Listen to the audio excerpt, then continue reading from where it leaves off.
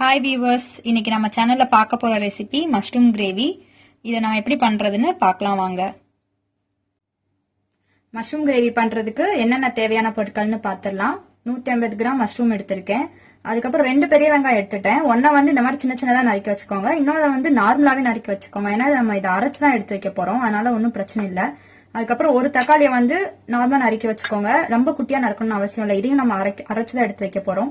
மசாலா பொடியில வந்து இந்த ஸ்பூன் அளவு யூஸ் பண்ணிக்கிட்டேன். இந்த ஸ்பூன்ல வந்து 1/4 டீஸ்பூன் மஞ்சத்தூள், 1 டீஸ்பூன் மிளகாய் தூள், அதே 1/2 டீஸ்பூன்ல வந்து சீரகம் தூள், 1 டீஸ்பூன் கொத்தமல்லி தூள், அதுக்கப்புறம் உப்பு வந்து தேவையான அளவு. அதுக்கப்புறம் இஞ்சி பூண்டு வந்து நீங்க விழுதா இருந்தா 1 ஸ்பூன் சேர்த்துக்கோங்க. நான் இன்னைக்கு ஃப்ரெஷ்ஷா தான் அரைக்க போறேன்.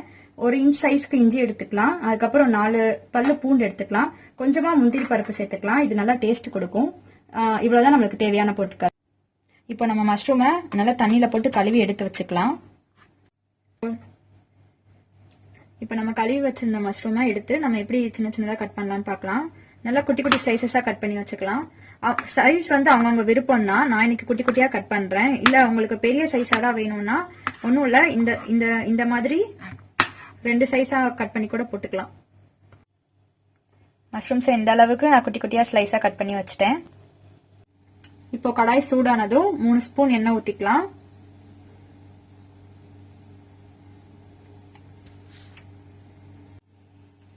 எண்ணெய் சூடானதும் இப்போ நம்ம வெங்காயம் சேர்த்துக்கலாம்.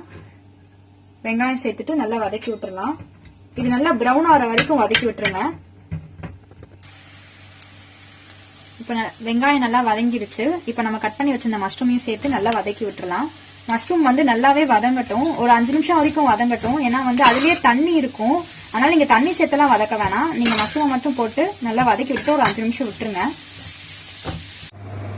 இப்போ மஷ்ரூம் வதங்கிட்டு இருக்கிற கேப்ல நம்ம வந்து இந்த இஞ்சி பூண்டு முந்திரி பருப்பு எடுத்து வச்சிருந்த வெங்காயம் தக்காளி எல்லாத்தையும் போட்டு நல்லா ஃபைன் பேஸ்டா அரைச்சு எடுத்து வச்சுக்கலாம். இந்த மாதிரி அரைச்சு நம்ம எடுத்து வச்சுக்கிட்டோம். பாருங்க 5 நிமிஷம் ஆயிடுச்சு. நம்மளுக்கு மஷ்ரூம் நல்லா வதங்கிடுச்சு. நம்ம அரைச்சு வச்ச விழுதை நம்ம இதோட சேர்த்துடலாம்.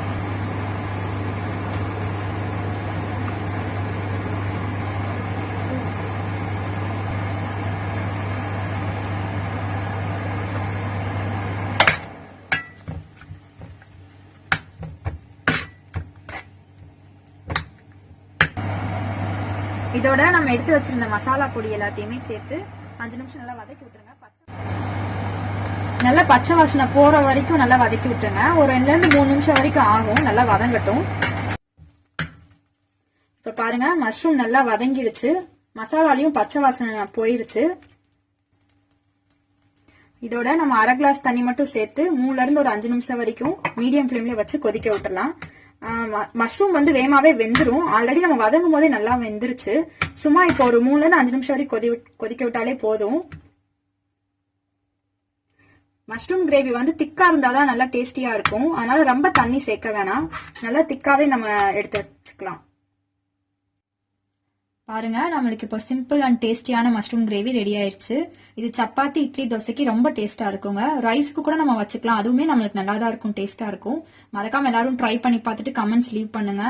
இந்த வீடியோ பிடிச்சிருந்தா லைக் பண்ணுங்க, ஷேர் பண்ணுங்க. மறக்காம நம்ம சேனலை சப்ஸ்கிரைப் பண்ணாதவங்க சப்ஸ்கிரைப் பண்ணிடுங்க. தேங்க்யூ.